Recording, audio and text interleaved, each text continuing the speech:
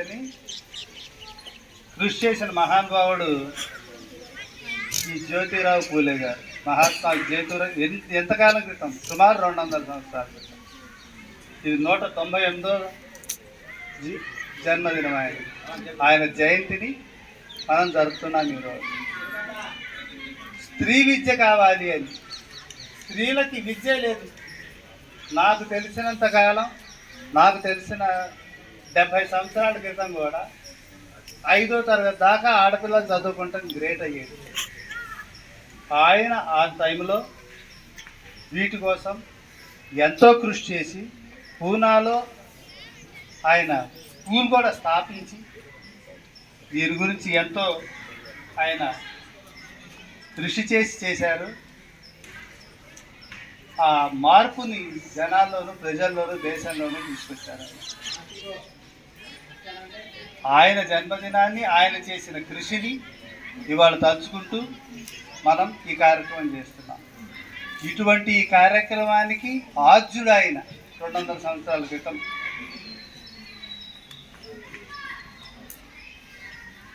ఇప్పటికీ మన lunch time దగ్గర పడబోతోంది కాబట్టి వారి గురించి ఇంకా మిగిలిన విశేషాలు మిగతా టీచర్స్ కూడా ఒకసారి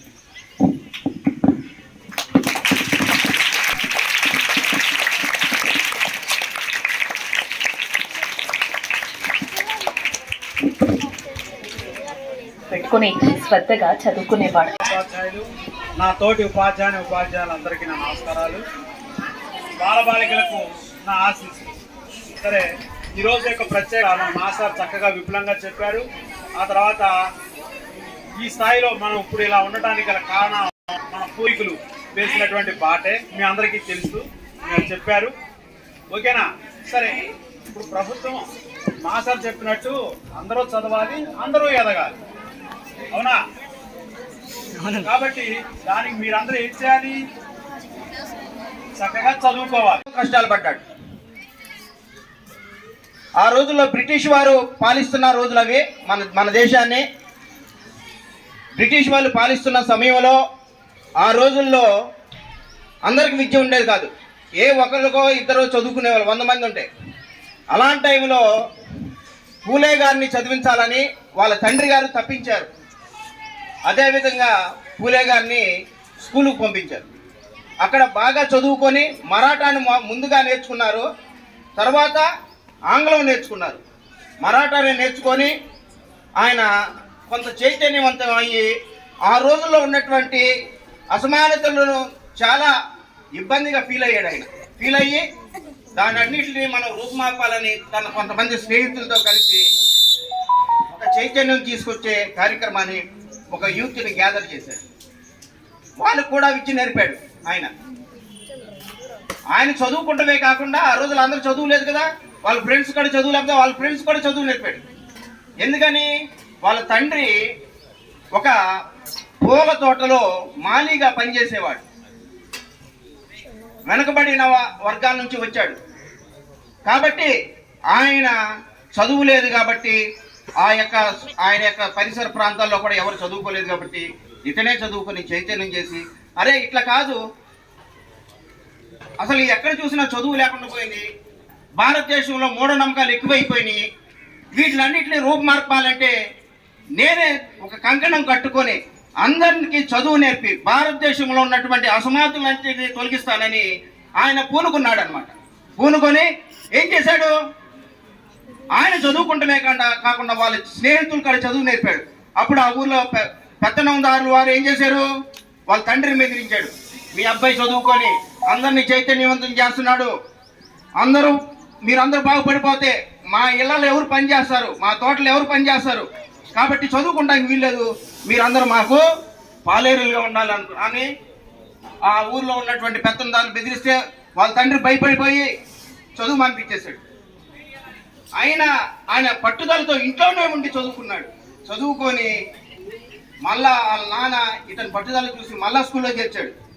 అయితే నీ కొడుకుని చంపేస్తాం, ఎందుకు?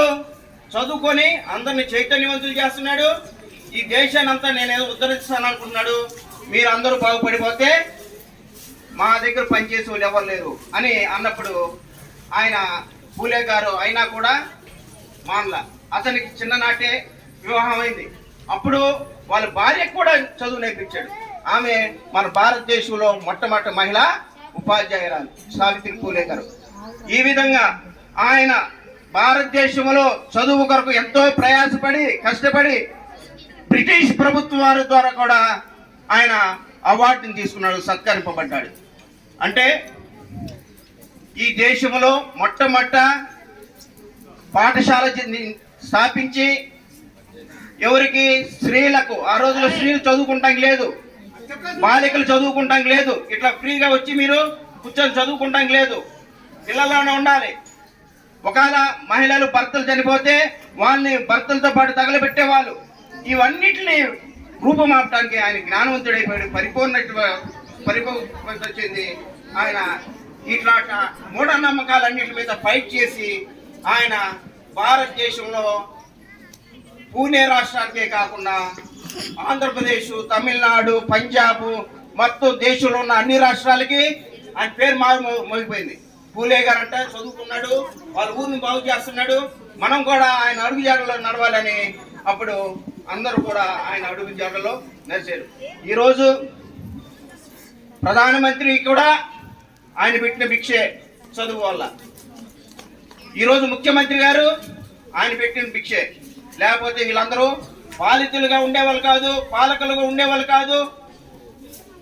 వాళ్ళందరూ కూడా పాలితులుగా ఉండేవాళ్ళు, పాలకులుగా ఉండేవాళ్ళు కాదు. పూలే గారే అంబేద్కర్ గారికి కూడా గురువు. ఎవరు? పూలే గారు. అంబేద్కర్ గారికి కూడా గురువు ఎవరట? పూలే గారే అని చెప్పుకున్నారు. అంత గొప్ప వ్యక్తి మన మహాత్మా జ్యోతిరావు పూలే గారు.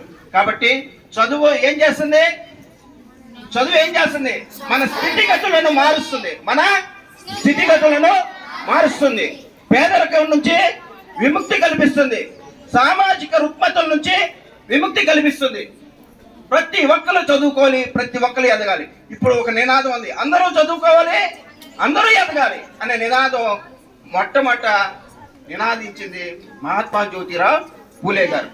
కాబట్టి ఈ అవకాశం ఇచ్చినటువంటి ఉపాధ్యాయులకి, ప్రధాన ఉపాధ్యాయులందరికీ కూడా మరొకసారి ధన్యవాదాలు తెలియజేస్తున్నాను.